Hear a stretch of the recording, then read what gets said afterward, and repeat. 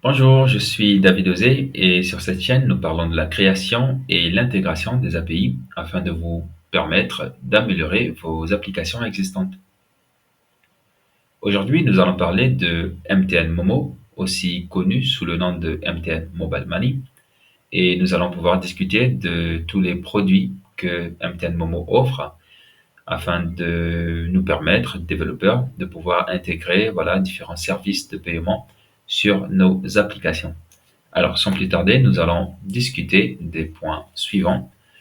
Produit, premièrement, l'environnement sandbox qui est beaucoup nommé dans la communauté. Nous parlerons également de certains concepts clés du processus d'intégration et nous ferons un tour sur le site MTN Momo afin d'en savoir un peu plus. Alors, sans plus tarder, nous allons pouvoir parler des différents produits que nous avons de disponibles sur la plateforme. Et le tout premier sera donc la collection, qui n'est autre que l'intégration du système de paiement. Alors, si l'on veut recevoir des paiements de la part de nos utilisateurs, nos clients, voilà, sur notre application, on va donc avoir besoin du produit collection. Alors ici, nous avons par exemple un e-commerce sur lequel nous souhaitons implémenter un système de paiement et le produit collection est le produit idéal pour pouvoir intégrer ce genre de système. Ensuite, nous avons un disbursement qui nous permet de pouvoir distribuer des fonds à plusieurs utilisateurs mobile money en une seule transaction. Collection Widget ici nous permet de pouvoir simplifier le paiement, voilà, en intégrant un widget, un QR code qui permettra à nos utilisateurs de réaliser des paiements de façon plus simple. Et je tiens également à préciser que Collection et Collection Widget sont assez similaires, on va dire. Ce sont des produits qui ont le même objectif, j'aimerais dire, celui de pouvoir recevoir des paiements de la part de nos clients. En dernier lieu, nous avons Remittances qui nous permettra donc de réaliser des transactions à l'international de la diaspora vers un pays bien précis. Par la suite, nous allons pouvoir aborder la sandbox. Alors, j'aimerais commencer par dire que la sandbox est semblable à une machine virtuelle. Alors, lorsque nous voulons tester certaines applications sur notre système Windows, nous installons une machine virtuelle et nous avons également d'ailleurs une machine virtuelle sous le nom de Windows Sandbox qui nous permet donc de pouvoir faire des tests, voilà, sur notre système sans pour autant affecter notre système principal. Et en travaillant avec l'API MTN Momo, nous avons la possibilité ici de travailler sur un environnement de développement nommé Sandbox. Et une fois que nous avons la main sur notre environnement Sandbox, nous allons pouvoir migrer vers l'environnement de production. Alors, il est très important de savoir que le processus d'intégration est assez différent entre les deux environnements. Alors, j'aimerais pouvoir expliquer cela en fonction des images que nous avons ici présentes. Sur la gauche, nous pouvons voir qu'il y a moins d'enfants qui semblent ne pas vraiment prendre plaisir, voilà, de la sandbox. Et sur la droite, nous avons plus d'enfants qui prennent plaisir de la sandbox et il y a plus d'espace, c'est plus facile, voilà, plus on est nombreux, plus c'est chouette, voilà. Et ce que l'on peut comprendre, en fait, c'est que sur la sandbox, le processus d'intégration est assez lent, je veux dire, et différent, complètement différent du processus d'intégration en production qui est plus simple. Voilà, je veux dire, c'est plus simple, c'est plus facile, c'est plus beau, on est heureux. Voilà, plus c'est simple, plus c'est beau, et voilà. Donc, il est très important de comprendre que il y aura certaines choses qui vont différer lors du processus d'intégration sur la sandbox et en production. Alors, nous allons ensuite parler de certains concepts clés. Ici, le premier concept clé que nous aimerons aborder est donc la X-Reference ID, ou X-Reference ID en anglais. C'est donc une UUID que nous allons utiliser, qui est donc simplement une suite de caractères. Et il est important de savoir que cette variable que l'on va référencier dans notre headers, dans l'implémentation, c'est une variable qui va représenter notre API user et qui va également représenter notre request ID. Alors, je m'explique.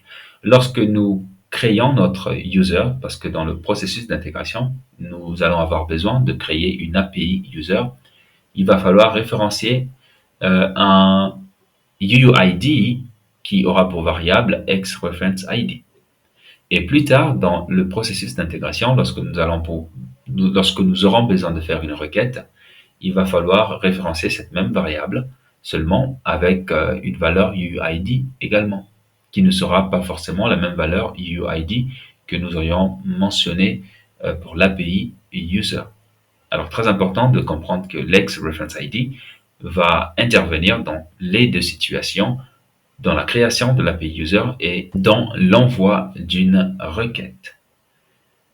Alors, deuxième variable que nous allons également référencer dans notre headers, ce sera donc la XTargetEnvironment qui sera la sandbox lorsque nous travaillons en développement sur la sandbox. Il va donc falloir référencer cette variable. Alors, très important de savoir de quoi est-ce qu'il s'agit ici. Et ensuite, nous aurons la OCP APIM Subscription Key. Alors, la Subscription Key ici sera notre primary key ou notre secondary key qu'on va pouvoir copier sur l'interface après avoir créé un compte. Notre clé primaire ou notre clé secondaire que nous allons pouvoir générer sur l'interface MTN Momo après avoir créé notre compte et généré nos clés. Ensuite, nous avons la XCallback URL qui sera donc une URL que nous devons mentionner afin de pouvoir recevoir des données de la part de MTN. Alors, j'aimerais nous informer ici que ce ne sera pas toujours obligatoire de mentionner cette callback URL.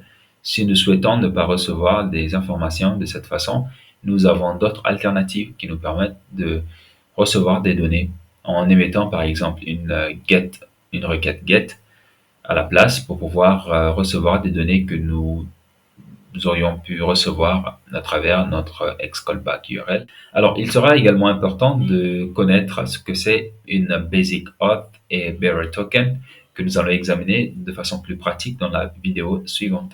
Alors, en dernier lieu, nous avons donc les status codes qu'il faut également connaître, qui seront donc des codes 200 par exemple pour dire que tout est OK, code 404 pour dire que la page est introuvable ou l'URL est introuvable, et voilà. Tous ces codes qui nous permettront de pouvoir identifier le type d'erreur que nous rencontrons en travaillant avec l'API. Alors, nous allons donc parler du processus d'intégration et la première des choses sera donc de créer un compte sur le site officiel de MTN Momo. Une fois le compte créé, il va falloir souscrire à un produit et par la suite, nous allons pouvoir gérer nos abonnements. On peut donc annuler un abonnement à un certain produit. Nous pouvons également générer des clés primaires, comme mentionné plus tôt, ou clés secondaires. Et par la suite, nous allons pouvoir commencer notre intégration en générant une API user et API key et enfin générer un token qui nous permettra par la suite de pouvoir émettre notre première requête. Alors, pour terminer, nous allons donc pouvoir nous diriger vers le site officiel de MTN Momo, vers la documentation officielle, afin d'en savoir un peu plus. Nous voici donc sur le site officiel de MTN Momo, qui est donc momodeveloper.mtn.com, et nous allons nous diriger vers la documentation. Au niveau de l'introduction, nous pouvons donc lire que l'objectif de ce site est de détailler les principes de conception, les objets, les comportements et la gestion des erreurs de l'API Mobile Money. Alors, il est très important de comprendre la gestion des erreurs lorsqu'on veut intégrer une API. Il est important de comprendre les comportements de l'API, comprendre les principes de conception. Voilà. Très important d'être à l'aise avec certains concepts, certains types d'erreurs auxquelles nous devons nous attendre lorsque l'on va pouvoir intégrer notre API. Et nous pouvons également noter à ce niveau que l'architecture utilisée pour l'intégration est donc REST. Et nous avons d'autres architectures comme GraphQL par exemple. Et dans ce cas, pour le cas de notre API, nous allons simplement avoir besoin de REST qui est très facile à utiliser et surtout très facile à intégrer. Nous avons les utilisations des normes internationales à ce niveau ici, un point très important. ISO, voilà, pour pour les recenseurs, pardon, tels que les codes de devises et de pays. Alors, une information importante qui peut également servir lors de l'intégration, il est important de récolter le maximum d'informations utiles.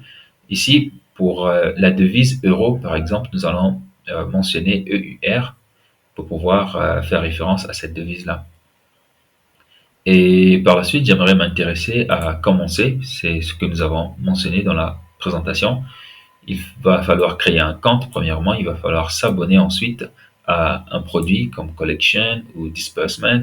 Il va falloir gérer nos abonnements, puis générer l'utilisateur API et la clé API. Cette dernière étape intervient précisément lorsque l'on travaille sur l'environnement Sandbox. Il est important de pouvoir générer cette API User et API Key lorsque nous travaillons sur notre Sandbox. Alors en production, nous aurons une sorte de token, si je dis pas n'importe quoi, qui va pouvoir nous simplifier voilà l'intégration de notre API. Alors, je vais donc me rendre au niveau de la gestion des utilisateurs. Alors, j'aimerais que l'on puisse aborder cette partie dans la prochaine vidéo où nous allons voir de façon pratique comment pouvoir nous authentifier, comment justement créer notre API User et API Key, puis notre token. Alors, nous allons pouvoir observer les cas d'utilisation. À ce niveau, nous avons la possibilité de choisir notre produit, puis un cas de figure, afin de pouvoir comprendre le fonctionnement des requêtes, des types de requêtes, post, get, qui doivent être émises lors de l'intégration. Alors, j'aimerais me diriger à présent vers les cas d'utilisation du sandbox. La traduction est mauvaise. À ce niveau, nous avons donc quelques instructions en rapport avec la génération ou la création de notre token. Voilà, l'environnement cible, comme nous l'avons déjà dit, c'est donc Sandbox qui sera notre environnement de développement. Et nous avons également d'autres instructions comme des numéros de téléphone que nous pouvons utiliser à ce niveau, par exemple. Lorsque nous voulons simuler une requête de paiement qui a échoué, nous allons pouvoir utiliser ce numéro de téléphone. Alors, très important d'être très habile avec la documentation pour pouvoir tester l'API comme il se doit. Et nous avons ici Command Error Code, ce que nous allons pouvoir observer ensemble, les différents codes d'erreur que nous pouvons rencontrer. Alors, c'est donc ce que nous avons mentionné dans la présentation Status Code. Les codes d'erreur ici seront donc des codes que nous allons recevoir de la part du serveur au cas où quelque chose ne fonctionnerait pas. Alors, 409 pour nous dire que notre reference ID est dupliqué. Voilà. Alors, très important de parcourir voilà, tous ces codes et d'y revenir, j'aimerais dire, de temps en temps en intégrant l'API. Et voici donc les types de réponses également que nous pouvons avoir. Alors, pour terminer, je vais donc me rendre au niveau de rappel, qui est donc des callbacks à ce niveau. Encore une fois, la traduction est mauvaise. Au niveau des callbacks, ici, nous allons déjà noter que nous avons deux types d'intégration différentes. Avec la sandbox, il va donc falloir autoriser, ou premièrement ici, spécifier l'URL de rappel dans chacun de vos posts request pay ou transfert. Alors, voici donc ce dont nous avons fait mention. Il va falloir spécifier une URL qui est donc qui réalise donc une requête post. Et MTN va donc se charger de pouvoir émettre une requête post à votre URL et vous aurez la possibilité de récupérer les données envoyées par MTN Momo. Très important également que cette URL soit de type HTTP et non HTTPS en développement. En production, vous pouvez passer à HTTPS. Il est également important de noter que cette URL peut être de type put ou post, voilà, sur votre host. Et voilà donc toutes les informations en rapport avec la callback. Je vous invite une fois de plus à vous documenter là-dessus. Et au cas où vous aurez besoin d'un de plus d'assistance, alors je vous encouragerai à vous rendre au niveau de soutien pour pouvoir sélectionner le pays de votre choix, puis intégrer, voilà, la communauté. On va ici choisir Ouganda par exemple. Voilà, vous avez des groupes WhatsApp que vous pouvez intégrer afin de pouvoir euh, demander de l'aide. Voilà. Et vous avez également une foire à questions ici que j'aime beaucoup. C'est une sorte de résumé où vous avez la possibilité d'en savoir un peu plus sur l'authentification, par exemple, de façon brève, les codes d'erreur que nous avons déjà vus de façon un peu plus brève et résumée. Ceci dit, alors ce sera donc tout pour moi et on se retrouve dans la prochaine vidéo.